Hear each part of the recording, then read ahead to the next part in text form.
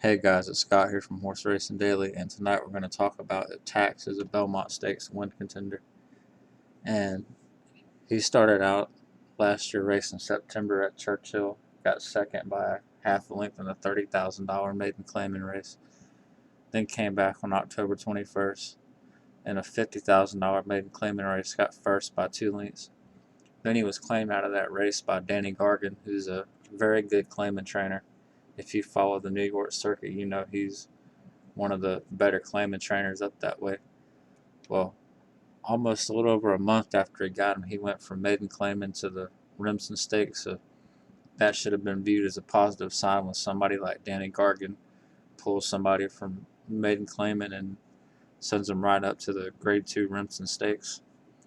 And he had no pace to work with that day. Maximum Mischief got to cut out his own fractions, and Tax kind of done all the dirty work, but Network Effect ended up passing him at the wire for second. So it was a very good effort given everything that went against him. Then he came back in the Grade 3 Withers. They had that classic finish with Not That Brady and Our Brain Trust. Two horses I don't think are very good 3-year-olds on the trail this year, but he done what he was supposed to do. He won that race by a head. Then we'll go on to the Wood Memorial, and I'll actually show a video replay of that race. And he's going to be the one horse. And he has a pretty good break. But then the pace is going to heat up in front of him with Joeva and Not That Brady. And he's just going to sit off of it. I thought he set about the best trip that you could possibly set in that race, because Tax took a little bit of a bump towards the beginning whereas Tax didn't do anything but just set the perfect trip. Tacitus is right behind him, but he's already taken a couple of bumps. But they're going to run sprint race fractions up front, so that helps Tax out big time.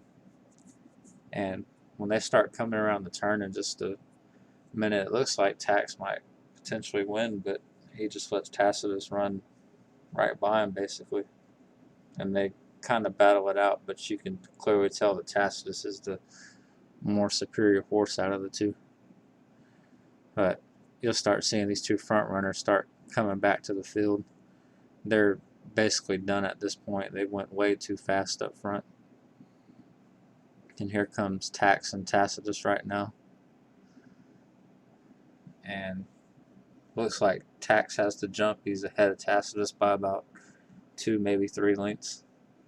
And here they go. They're going to pass, and Tax will briefly take over first for like a second or two, and then Tacitus will just pass him right about here. And some people said maybe Tax kind of slowed down a little bit because he already had his points to get in the Derby. That Alvarado kind of let up on him, but I don't think he would have beat Tacitus anyways. I think he knew that his horse was defeated and just trying to keep him from doing something to get hurt, maybe at the wire. No sense in pushing your horse, for no reason. And then we'll move on to the Kentucky Derby, and he's the 2 horse, and he's going to set the perfect rail trip basically. He gets that same trip that Looking at Lee got a couple of years ago, but just not Looking at Lee results. And he's going to be right behind World Will. And like I said in the other videos, the opening quarter mile was fast in the Derby, but everything else was just really, really slow. So he's kind of up against it being on the inside, and he's going to get himself in behind the wall of horses in a little bit. And he just kind of went up against it. There's a couple of horses I thought that he let pass him to the inside that maybe shouldn't, that could have costed him, but I didn't like him going into the Kentucky Derby, and I didn't think he was quite good enough to win anyways. But you see he's sitting right here in the red, just perfect rail trip. And then he's going to let horse right here, I think that's Code of Honor, get in front of him. And then there's going to be another one later on that he lets get in front of him. So I didn't agree with the riding tactics on it. If you're down on the inside, I thought he should have worked on being a little more forwardly placed, not add more horses between you and the finish line. But you'll lose him off camera for a second, but he's going to come back around, and there he is right on the rail. You got Master Fencer at the very back, and we'll get into him, but he's just going to shoot like a bottle rocket at the top of the stretch. But there's Tax, and at this point, he's pretty much done. You've got the Battle Maximum Security just starting to pull away right now. So I wasn't too impressed with the Tax's Derby effort or the Wood Memorial. I'm not going to go with him in the Belmont Stakes. He does have some tactical speed, though, that generally helps in a race like that.